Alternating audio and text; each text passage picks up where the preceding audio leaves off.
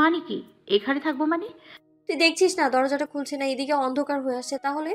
আমি আর কথা বাড়ালাম না। ওর সাথে কথা বললে সত্যি অন্ধকার হয়ে যাবে। বেশ খুঁজে খুঁজে একটা রুম বের করলাম। নিচ তলায় এই রুমটাই অন্যগুলোর থেকে ধুলো কম। একেবারেই যে নেই সেটা বললে ভুল হবে, তবে কম আর কি। সন্ধ্যা পেরিয়ে রাত নেমে এলো, ধীরে ধীরে সবকিছু আঁধার হয়ে এলো। আমি আর ইলু ওই বাছাই করা রুমটাতে বসে আছি।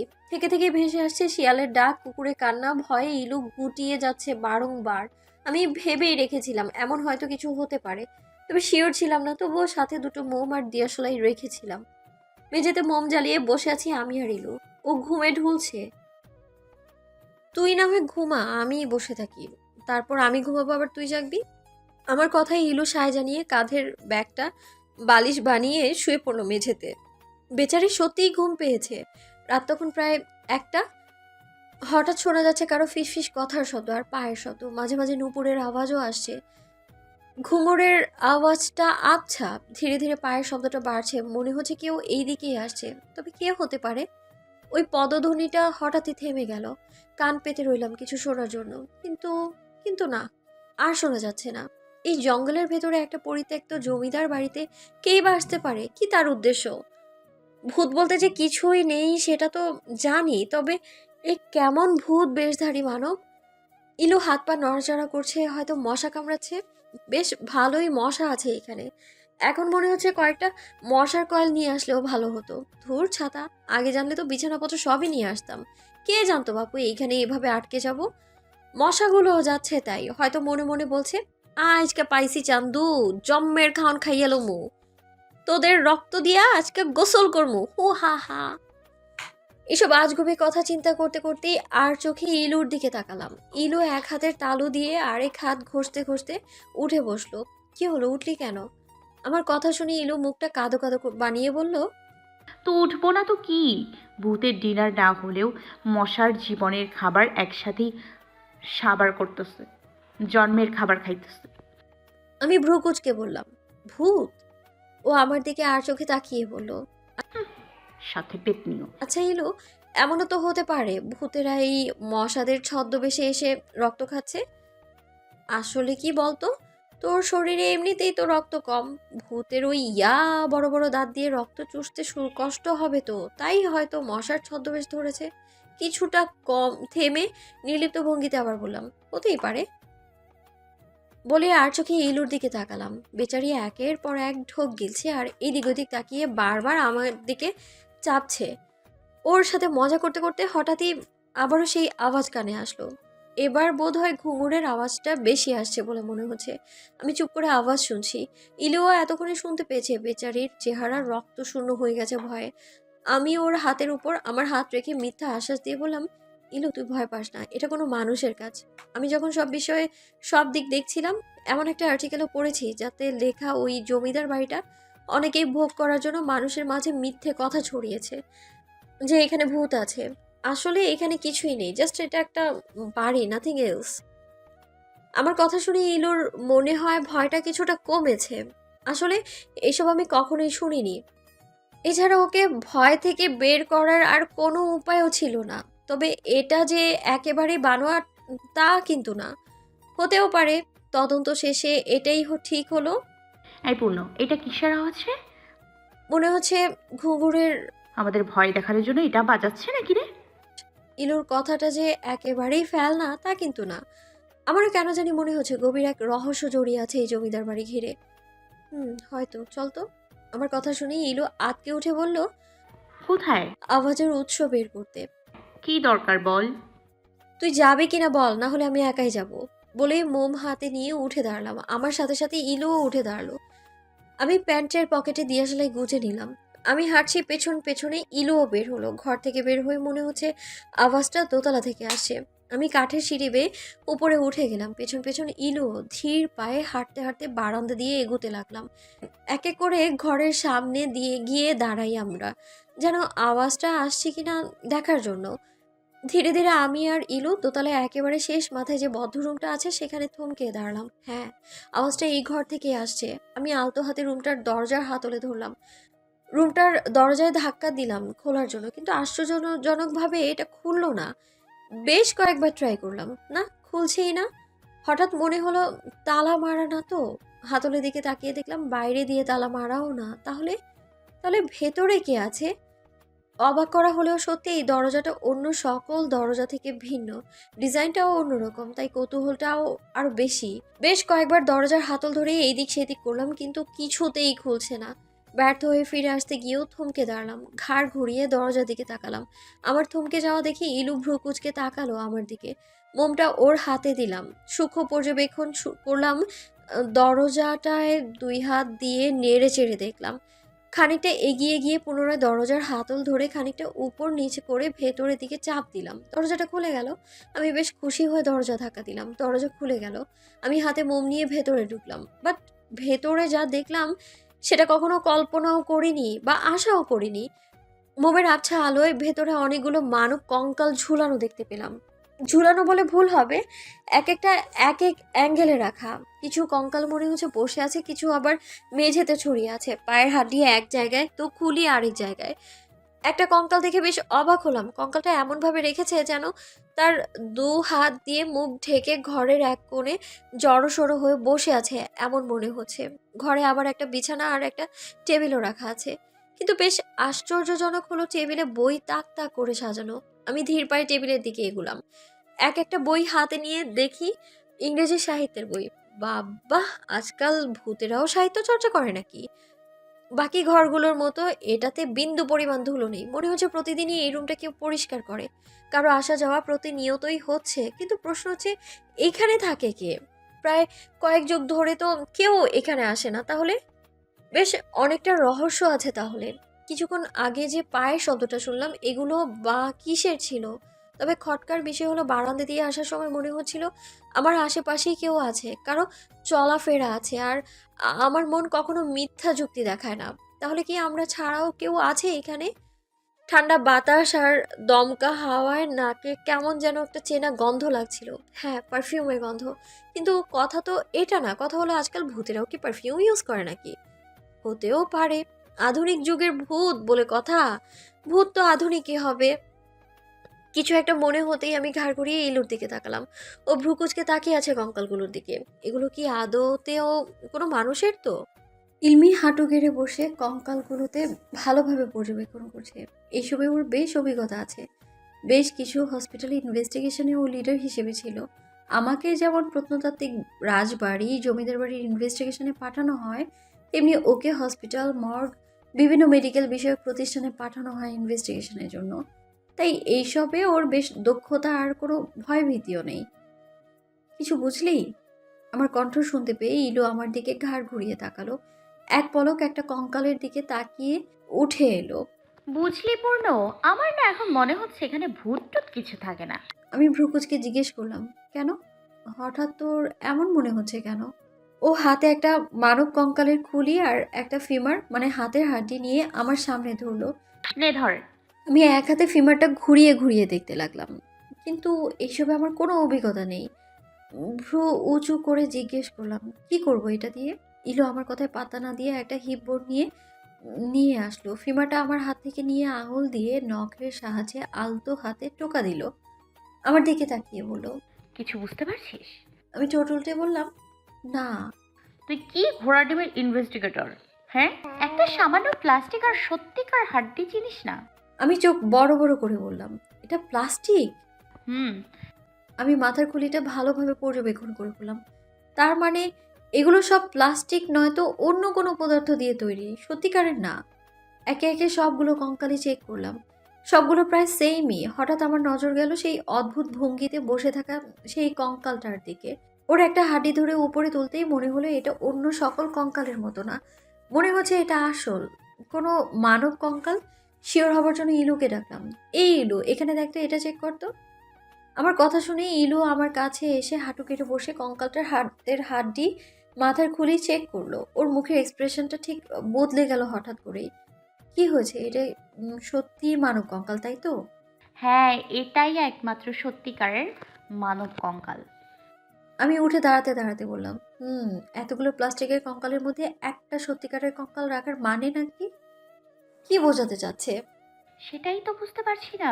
দেখ ইলু, আমার ঘরে যেমন ঢুকে এই কঙ্কালটার দিকে নজর গেল, তার অদ্ভুত ভঙ্গিতে বসে থাকা দেখে তেমনই সবার কিন্তু এটার উপরই নজর যাবে।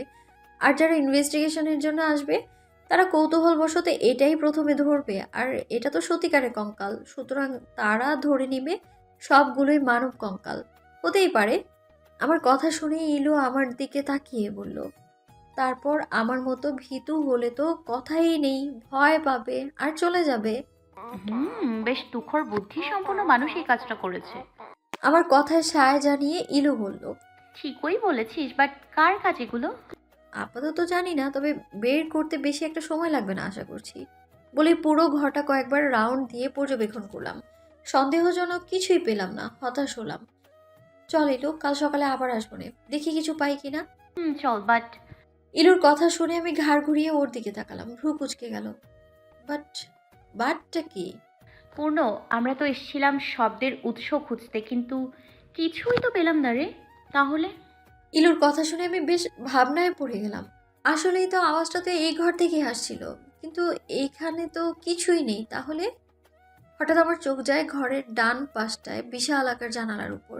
কিছু একটা ভেবে এগিয়ে গেলাম তার দিকে। বাইরে ভালোই বিদ্যুৎ চমকাচ্ছে, হয়তো ঝড় হবে। অন্ধকার থাকায় বেশ উপভোগ করা যাচ্ছে। নিচে বেশ কয়েকটুকু জায়গা, খোলা জায়গা রয়েছে। হঠাৎ মনে হলো, আচ্ছা এই জানালার মধ্যে দিয়ে শব্দটা আসছে না তো আবার? বেশ খানিকক্ষণ উকি ঝুঁকি দিয়েও কোনো উৎস পেলাম না।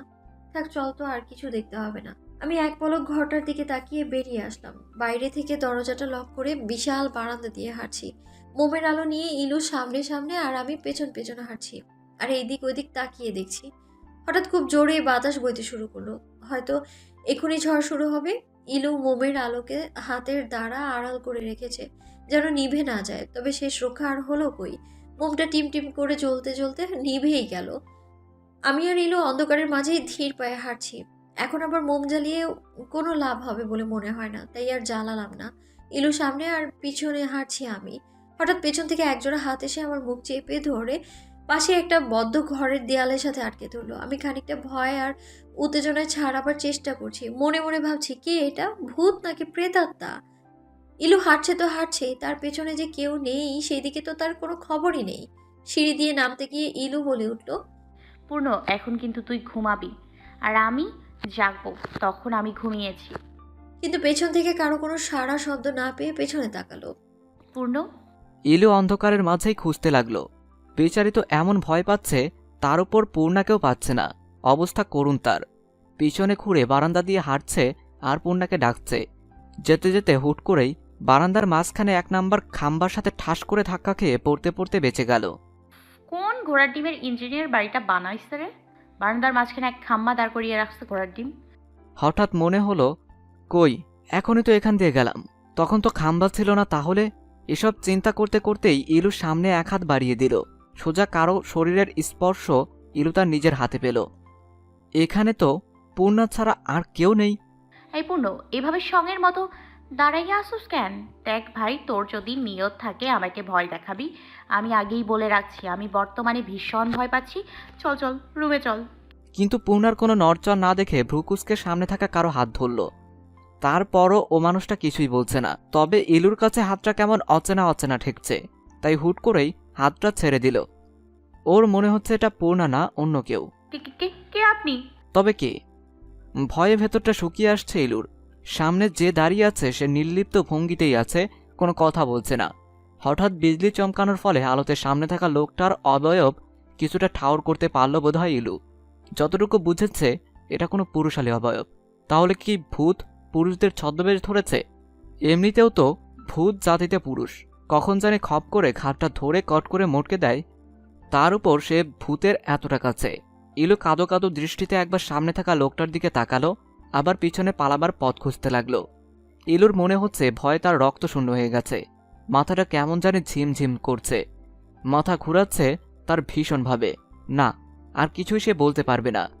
ভূত বলে চিৎকার দিয়ে মাথায় হাত দিয়ে পড়ে যেতে নিলেই একজোড়া শক্ত হাত আঁকড়ে ধরল তার কোমর। ইলুর মাথাটা গিয়ে ঠেকল সেই পুরুষের বুকে। লোকটা আরেকটা হাত 2 হাঁটুর ভাঁজে নিয়ে সাহসায় কোলে তুলে নিল তাকে। হয়তো সে এই সময়টারই অপেক্ষা করছিল। কোলে নিয়ে সিঁড়ি বেয়ে নিচে নেমে এলো সে। ভূত না প্রেতাত্মা আমাকে দেয়ালে চেপে দাঁড়িয়ে আছে। তার এক হাত দেয়ালে, আরেক হাত আমার মুখে চেপে ধরে এক দৃষ্টিতে তাকিয়ে আছে। বিজলি চমকানোর আলোতে বুঝতে পারলাম সে মাস্ক পরা।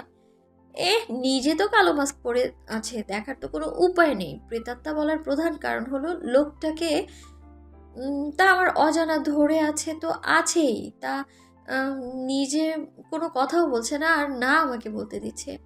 তাকিয়ে আছে তো আছেই। বুঝলাম না ভাই, এই অন্ধকারে এই হতচ্ছাড়াটা দেখছেটা কি? প্রায় মিনিট পাঁচেক পর আমার বেশ অতিষ্ঠ লাগছে, তাই ছাড়া পাওয়ার জন্য কথা বলতে চাইলাম, কিন্তু ভাগ্য আমার, মুখ থেকে শব্দ ছাড়া আর কিছুই বের হলো না। হঠাৎই লোকটা আমার দিকে ঝুঁকে এলো, যার ফলে আমি পেছন থেকে যেতে গিয়ে আমার মাথাটা গিয়ে বাড়ি খেলো দেয়ালের সাথে। চোখ কুঁচকে ব্যথা নিবারণের চেষ্টা করলাম। আমার কানের কাছে এসে ধীর গতিতে ফিসফিস করে বলল, ওয়েলকাম টু মাই ওয়ার্ল্ড। এই অন্ধকারে ফিসফিসিয়ে কথা শুনে আমি খানিকটা কেঁপে উঠলাম। অশ্রুজোড়া ফাঁক হয়ে নিঃশ্বাস ছাড়বো তারও উপায় নেই। ছাড়া পাওয়ার জন্য ছটফট করতে লাগলাম। আমার ছটফট দেখে সামনে থাকা লোকটা কিছুটা বিরক্ত হয়ে ফিসফিস করে বলল, উপস, রানী এত ছটফট কেন করো বলো তো? একটু শান্তিতে দেখতে দাও না তোমাকে। তুমি জানো কতটা সময় ধরে তোমাকে দেখি না? পুরোপুরি একটা দিন তোমায় না দেখে থাকতে হলো। তুমি ভাবতে পারছো কতটা সময় তুমি আমার চোখের আড়ালে ছিলে? লোকটার কথা শুনে আমি অবাক দৃষ্টিতে তাকিয়ে আছি, যদিও স্পষ্টভাবে কিছুই দেখতে পাচ্ছি না। আমি ভাবতে লাগলাম লোকটা কি পাগল নাকি নাকি মাথার তার কয়েকটা আলগা করা। হঠাৎ হঠাৎ বিজলি চমকানোর আলোতে কিছুটা দেখা যাচ্ছে লোকটাকে। যতবার আলোর ঝলকানিতে তার চোখের দিকে তাকাচ্ছি, ঠিক ততবারই মনে হচ্ছে এর গভীরতা অনেক, খুব বেশি গভীর। এত গভীরে যাবার সাধ্য নেই আমার। আমার চোখের দিকে তাকিয়ে আছে তিনি। হঠাৎ করে শব্দ করে হেসে ফিসফিসিয়ে বলে উঠল, আমাকে বুঝতে যেও না রানী, নিজেকে অবুঝ মনে হবে। আমাকে খুঁজতে যেও না রানী, নিজেকেই হারিয়ে ফেলবে যে। আমার চোখের গভীরতা অনেক খুঁজেও কুল কিনারা পাবে না রানী, তাই বৃথা চেষ্টা করো না। লোকটার সাথে আমার দূরত্বটা 2-1 ইঞ্চি থেকে বেশি তো হবেই না। এই প্রথম কোনো ছেলে আমার এতটা কাছে। সে এত জোরে শ্বাস প্রশ্বাস নিচ্ছে যেন আমি তা নির্ভুলভাবে গুনতে পারবো। তবে খটকাজনক লাগছে ভীষণ। লোকটার গায়ের গন্ধটা আমার কেন জানি ভীষণ পরিচিত মনে হচ্ছে। মনে হচ্ছে এর আগেও আমি এমন গন্ধ পেয়েছি, খুব কাছ থেকে, ভীষণ চেনা আমার। কিন্তু কিছুতেই যেন মনে পড়ছে না। এসব চিন্তা ভাবনার মাঝেই হঠাৎ লোকটা আমার মুখ থেকে হাতটা ছেড়ে দিল। লোকটাকে কিছু বলতে যাব, ঠিক তখনই মনে হলো আমার আশেপাশে কেউ নেই, কারো উপস্থিতি টের পাচ্ছি না। চলে গেছেন? আছেন কেউ? না, কোনো সাড়া শব্দ নেই, তার মানে কেউ নেই। সবকিছু কেমন জানি গোলমেলে লাগছে। লোকটাই বা কে ছিল? এই ভরা জঙ্গলে কি করে সে? আর কেন এসেছে এখানে?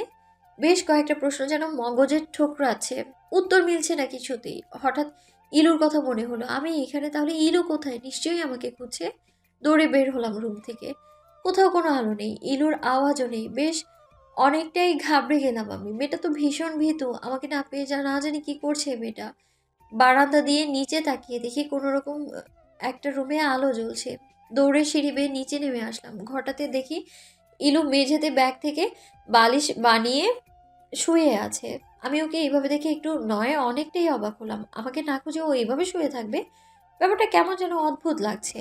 জানালার দিকে নজর যেতে আমার কেন জানি মনে হলো আমাকে দেখা মাত্রই কেউ জানালা থেকে সরে গেল। ধীর পায়ে এগিয়ে গেলাম জানালার দিকে, কিন্তু কাউকেই দেখলাম না। মনের ভুল ভেবে সরে আসলাম ওখান থেকে। ইলুর কাছে এসে হাঁটু গেড়ে বসলাম। ভ্রু কুচকে বার কয়েক ডাকার পরও কোনো সাড়া শব্দ নেই। অজ্ঞান হয়ে গেছে নাকি?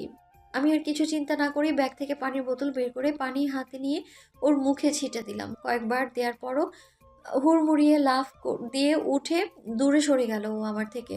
2 হাঁটু মুড়ে চোখ বন্ধ করেই কেঁপে কেঁপে বলতে লাগলো, ভূত, প্লিজ প্লিজ প্লিজ মারবেন না আমাকে, প্লিজ মারবে না, আমি বাঁচতে চাই, দয়া করো। ইলু, ইলু চোখ খুল, এখানে ভূত নেই, দেখ আমি পূর্ণা, চোখ খুল তুই। তাতেও কোনো লাভ হচ্ছে না। ও আনমনে বিড়বিড় করেই যাচ্ছে। বুঝলাম কোনো কিছু নিয়ে বেশ ভয় পেয়েছে, কিন্তু কি নিয়ে জানার জন্য তো আগে ওকে স্বাভাবিক করতে হবে। আমি গিয়ে ওর সামনে বসে আমার 2 হাত ওর বাহুতে রেখে 2বার শরীর ধাক্কা দিয়ে ডাকতেই ও পিটপিট করে চোখ খুললো। তবুও ওর চোখে মুখে ভয়ের ছাপ স্পষ্ট। আমাকে দেখা মাত্রই 2 হাতে আমায় জড়িয়ে ধরলো, খুব জোরেই ধরেছে। এত জোরে যে আমি ব্যথা পাচ্ছি, তবুও কিছু বললাম না। ইলু ভয়ের তাড়নায় হুঁশ হারিয়ে ফেলেছে। আমি কিছু না বলে ওর মাথায় হাত বুলিয়ে দিতে লাগলাম, যতক্ষণ না ও নর্মাল হয়। জমিদার বাড়ির ছাদের দেয়াল ঘেঁষে দাঁড়িয়ে আছে এক 25-26 বছরের যুবক। ঠিক তার সামনেই নির্লিপ্ত ভঙ্গিতে দাঁড়িয়ে আছে তাহরিম তালুকদার।